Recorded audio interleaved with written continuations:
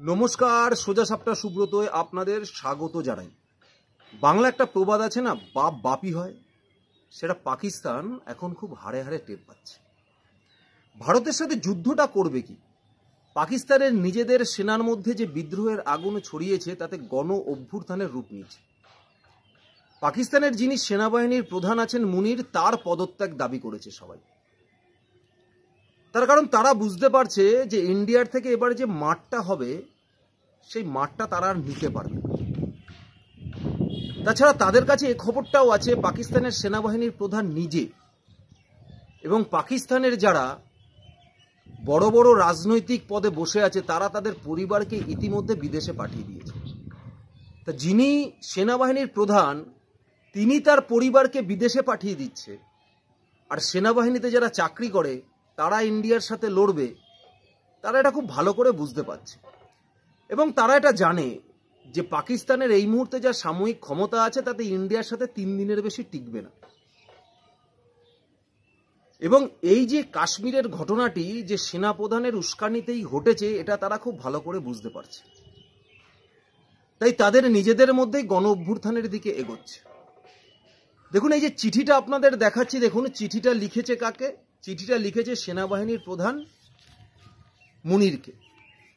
চিঠিতে সাবজেক্টটা কি আছে? সাবজেক্টটা আছে যে massive surge in resignation amid rising tension with India. চিঠিটা কে লিখছে দেখুন, চিঠিটা লিখছে লেফটেন্যান্ট জেনারেল উমর বুকরু। এই চিঠিতে তিনি বলেছেন যে 250 জন আর্মি অফিসার এবং প্রায় 1200 সৈনিক ইতিমধ্যে রেজিগনেশন দিয়েছে। তারা কি বলছে? তারা বলছে পরিবার নাকি তাদের নিয়ে চিন্তা করছে, তাই পরিবারের কথা ভেবে তারা পাকিস্তান সেনাবাহিনী থেকে পদত্যাগ করল। কিন্তু এই অবধি কিন্তু থেমে থাকেনি, এই অবধি থেমে থাকেনি। দেখুন সিএনবিসিতে কি বলছে। সিএনবিসিতে বলছে পাকিস্তানের সেনাপ্রধানের কাছে আলটিমেটাম, পদত্যাগ করুন, নহলে সাময়িক অভ্যুত্থান। তাহলে বুঝতে পেরেছেন পাকিস্তানের অবস্থা। তার সঙ্গে সঙ্গে এই সময় পত্রিকায় কি লিখছে দেখুন, এই সময় পত্রিকায় লিখেছে পদত্যাগ করুন নইলে ... পাক সেনার গনগনে বিদ্রোহের আজ। তাহলে এই পাকিস্তান কিছুদিন আগেই বড় হুঙ্কার দিচ্ছিল যে সিন্ধু নদের জল বন্ধ করে দিলে সেই নদী থেকে যে নাকি ভারতীয়দের রক্ত যাবে। আজকে শুধুমাত্র ভারতবর্ষ যুদ্ধের আগে যে যে পদক্ষেপগুলো নিচ্ছে তাতেই পাকিস্তানের প্যান্ট কিন্তু ভিজে গেছে। দেখুন, আমি যেদিনকে এই ছবিটা দেখেছিলাম না সেদিনকেই আমি বুঝতে পেরেছিলাম যে কিছু একটা এবারে ঘটবে। কারণ কাশ্মীরে যেদিনকে এই ঘটনাটি ঘটেছিল সেদিনকে ভারতবর্ষের প্রধানমন্ত্রী নরেন্দ্র মোদী সৌদি আরব ট্যুরে ছিল। তড়িঘড়ি খবর পাওয়ার পর সৌদি আরব থেকে ফিরে তিনি নিজের দপ্তরে যাওয়ার আগেই তিনি এয়ারপোর্টে বসে বৈঠক সেরেছিলেন কার সাথে? অজিত ডোভাল, এস জয়শঙ্কর এবং আরো 2 জন অফিসারদের সাথে। দেখুন সেই ছবি আপনাদের সামনে রেখেছি। এবং তার সঙ্গে সঙ্গে পাশাপাশি দেরি না করে প্রতিরক্ষামন্ত্রী রাজনাথ সিং মিডিয়ার সামনে বলে দিয়েছিল যে যারা এই ঘটনাটি ঘটিয়েছে তাদের তো ছাড়াই হবে না, বরং যারা পর্দার আড়ালে থেকে এই ঘটনাটি ঘটিয়েছে তাদেরকেও কিন্তু ছাড়া হবে না। আর বিহারের জনসময় দাঁড়িয়ে প্রধানমন্ত্রী নরেন্দ্র মোদী যে হুঙ্কার দিয়ে দিয়েছে, তারপরে দাঁড়িয়ে পাকিস্তানের যে এই অবস্থা হবে সেটা পাকিস্তান খুব ভালো করে টের পেয়ে গেছে। একদিকে সিন্ধু নদীর যেই জল বন্ধ করে দিয়েছে, পাকিস্তানে ইতিমধ্যে জলের জন্য হাহাকার পড়েছে। পাকিস্তানে ভারতের হাই কমিশনের যে অফিস আছে সেই অফিসের বাইরে হাজার হাজার পাকিস্তানি জমায়েত হয়ে তাদের একটাই দাবি ছিল, তাদের দাবি ছিল যে সিন্ধু নদীর জলটা যেন বন্ধ না করে। তার সঙ্গে সঙ্গে কিছুদিন আগেই দেখলাম অন্য আর একটা নদী ছেড়ে দিয়ে পাক অকুপাইড কাশ্মীরের যে অংশটা সেটাকে ভাসিয়ে দিয়ে যে এমার্জেন্সি জারি হয়ে গেছে। পাকিস্তান সেনারা খুব ভালো করে বুঝতে পারছে যে যতই এরা ভাট বকুক না কেন ভারতের সাথে এরা লড়াই করতে পারবে না। বারবার বলে না পরমাণু দেশ, পরমাণু দেশ, পরমাণু নিয়ে অনেক গরম দিচ্ছিল পাকিস্তান। 130টা মিসাইল নাকি রেডি করা আছে, ভারতের দিকে তাক করা আছে, ভারতের দিকে ছুড়বে। কিন্তু পাকিস্তান আর্মি খুব ভালো করে জানে যে এই রকম যুদ্ধের ক্ষেত্রে যাদের ডিফেন্সটা অনেক বেশি শক্তিশালী হবে, তাদের সাথে পারা কিন্তু খুব মুশকিল।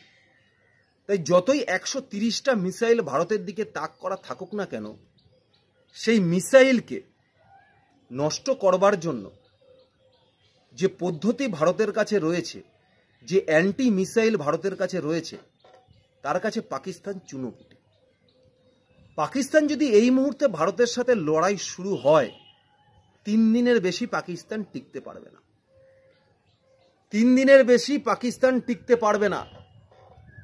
আর এই গণ অভ্যুত্থানের পিছনে আরও একটা সবথেকে বড় কারণ, এই ইস্তফা দেওয়ার পিছনে আরও সবথেকে বড় কারণ, তাদের কাছে খুব ভালো করে খবর আছে যে ইন্ডিয়াতে বসে মিডিয়ার উপরে তথ্য সংস্কৃত মন্ত্রক তারা কিছু নির্দেশিকা জারি করেছে। তার মানে ইসরায়েল যেরকম গাজার উপরে অপারেশন করেছিল, সেরকম ইন্ডিয়াও কিন্তু অপারেশন করবে এবং তা শুরু করে দিয়েছে অলরেডি পাক অকুপাইড কাশ্মীরে। একের পর এক পাকিস্তান অকুপাইড কাশ্মীরে লিপি ভ্যালিতে যে অস্ত্র ভাণ্ডার ছিল, সেই অস্ত্র ভাণ্ডার কিন্তু উড়িয়ে দিয়েছে। এলওসি অতিক্রম করে ভারতীয় সেনা ঢুকে ঢুকে পাকিস্তান সেনাকে মারা শুরু করে দিয়েছে এবং পাকিস্তান সরকার সেটা বসে অস্বীকার করছে। তা পাকিস্তানি সেনাবাহিনীরা বুঝতে পারছে না যে সরকার আমাদের মৃত্যুর মুখে ঠেলে দিচ্ছে। না হলে ভাবতে পেরেছেন, যেখানে দাঁড়িয়ে তাদের রেজিগনেশনে দেওয়ার কারণ হিসাবে উল্লেখ করছে যে আজকে ফ্যামিলিগত টেনশন, পরিবার চাইছে না আমি আর সেনাবাহিনীতে থাকি, তাই পারিবারিক এই টেনশন, আমাদেরও সংসার ধর্ম আছে, আমাদেরও বাচ্চা আছে, তাই তাদের রক্ষার জন্য এই চাকরি থেকে আমরা পদত্যাগ করছি। এখনো অবধি যা খবর আছে, প্রায় 5000 পাকিস্তানি সৈন্য পদত্যাগ করেছে। তার মধ্যে যে পরিসংখ্যান এসছে, পশ্চিম সীমান্তে 12তম কোরের প্রায় 200 কর্মকর্তা এবং 600 সৈন্য পদত্যাগ করেছে। নর্দার্ন ফোর্স কমান্ড এরিয়ারে 100 জনের বেশি কর্মকর্তা এবং 500 জন সৈন্য পদত্যাগ করেছে। নিয়ন্ত্রণ রেখা বরাবর মোতায়েন মঙ্গল করে প্রায় 75 জন কর্মকর্তা এবং 500 জনের বেশি সৈন্য পদত্যাগ করেছে। অর্থাৎ ভারত পাকিস্তানের যে নিয়ন্ত্রণ রেখা আছে, সেই নিয়ন্ত্রণ রেখায় যে সমস্ত পাকিস্তানের আর্মি অফিসার বা সৈন্যরা ছিল, তার মধ্যে থেকেও 75 জন এবং প্রায় 500 জনের বেশি সৈন্য ইতিমধ্যে পদত্যাগ করে দিয়েছে। তাহলে বুঝতে পেরেছেন পাকিস্তানের অবস্থা কিরকম। এখন পারলে মোদির প্রায় পায়ে ধরে। না হলে দেখুন, খুব অদ্ভুতভাবে যখনই পাকিস্তানের সাথে এরকম কোনো ঘটনা সামনে আসে বা যুদ্ধের পরিস্থিতি তৈরি হয়, তখনই পাকিস্তানের পক্ষ থেকে একটা কথা কিন্তু বারবার বলা হয়, আমরা কিন্তু পারমাণবিক দেশ, আমরা কিন্তু পারমাণবিক দেশ। এই কথাটা বলার মানে হচ্ছে যাতে কোনো থার্ড কান্ট্রি তার মধ্যে হস্তক্ষেপ করে তাদের যুদ্ধটাকে অন্তত আটকায়। কারণ তারা খুব ভালো করে জানে যে পাকিস্তান পারমাণবিক বোমা পাকিস্তানে থাকলেও ভারতের কাছেও আছে, সেটা পাকিস্তান আদৌ ব্যবহার করবে না। এবং এই কথাটা বারবার বলার পরে যদি কোনো third largest country, third largest মানে যে কোনো তৃতীয় পক্ষ, যদি বিশ্বের কোনো নামী দেশ, আমেরিকা বলুন, রাশিয়া বলুন, কেউ যদি হস্তক্ষেপ করে এদের অন্তত যুদ্ধটা মেটাতে পারে, ওর জন্য তারা এই পন্থাটা অবলম্বন করেছে। কাশ্মীরে টুইটার ব্যান, কিন্তু তারপরে দাঁড়িয়েও কিছু পাকিস্তানে টুইটার ব্যান, সেখানে দাঁড়িয়েও পাকিস্তানের কিছু অফিসাররা টুইটার করে লিখছে যে আমাদের কাছেও কিন্তু, আমরাও পারমাণবিক শক্তিধর দেশ, আমাদের কাছেও কিন্তু পরমাণু বোমা আছে। তাহলে নির্দিষ্ট কিছু লোককে টুইটারটা ব্যবহার করবার অনুমতি দিচ্ছে পাকিস্তান সরকার, কারণ এটা লেখার জন্য, যে এটা তোমরা লেখো, কারণ ইন্ডিয়া আমাদের কিন্তু ছাড়বে না, ইন্ডিয়া আমাদের ছেড়ে দেবে না। এটা লেখো, লিখে লিখে বারবার বিশ্বের দরবারে এটা নিয়ে যাও, যাতে আমেরিকা হস্তক্ষেপ করে বা রাশিয়া হস্তক্ষেপ করে, যে পারমাণবিক যুদ্ধ উঠলে একটা বিরাট ক্ষতি হয়ে যাবে, দুটো দেশের তো ক্ষতি হয়ে যাবে, পারস্পরিক অন্যান্য দেশেরও ক্ষতি হবে। তাই যুদ্ধটা যেন না লাগে, অন্তত মোদিকে আটকাও, মোদিকে ঠেকাও। আর প্রতিনিয়ত এই 22 তারিখের পর থেকে ভারত সরকারের যে পদক্ষেপ, সেই পদক্ষেপগুলোর দিকে পাকিস্তানে যেভাবে দৃষ্টি রেখেছে, তাতে পাকিস্তান কিন্তু উপলব্ধি করতে পেরেছে যে এবারে পাকিস্তানের কাছে ছাড় নেই, পাকিস্তানকে এবারে 3টে টুকরো করেই ছাড়বে, পাকিস্তানকে এবারে 3টে টুকরো করেই ছাড়বে। পাকিস্তানের গর্ভ থেকে এবারে জন্ম নেবে নতুন বালুচিস্তান। পাক অকুপাইড কাশ্মীর এবার পুরোটাই পুনর্দখল করবে ভারতবর্ষ। এবং অন্যদিকে এই পাকিস্তানের পাঞ্জাবের দিক থেকে আর একটা দেশও কিন্তু হতে চলেছে। এটা পাকিস্তান খুব ভালো করে জানে। সুতরাং এরা এই মুহূর্তে দাঁড়িয়ে যে সৈন্যবলেরা লড়াই করবে, সেই সৈন্যদের মধ্যেই গণ অভ্যুত্থান ঘটে গেছে পাকিস্তানের আর্মির যিনি চিফ আছে সেই মুনির বিরুদ্ধে। এখন নাকি পাকিস্তানের সেনাবাহিনীর প্রধান তাকেই নাকি খুঁজে পাওয়া যাচ্ছে না।